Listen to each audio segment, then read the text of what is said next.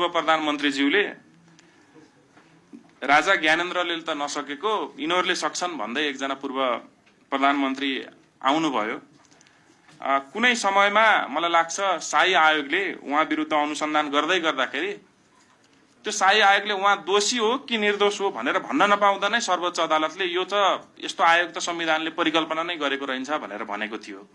त्यही भएर उहाँमाथि अनुसन्धान हुन चाहिँ सकेन स्पष्ट रूपमा भन्नुपर्दा।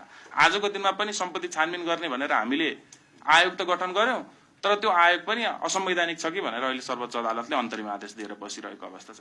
भनेपछि हामीले चाहिँ अनुसन्धानै गर्न नसक्ने गरेर आयोगहरू गठन गर्यौं भने चाहिँ यसको वैधानिकता के हुन्छ, यसले भोलिका दिनमा समाजमा कस्तो मेसेज दिन्छ र हामीले चाहिँ यी विषयहरूमा अनुसन्धानै नगर्न सक्ने गरेर किन आयोगहरू गठन गर्न गइरहेछौं।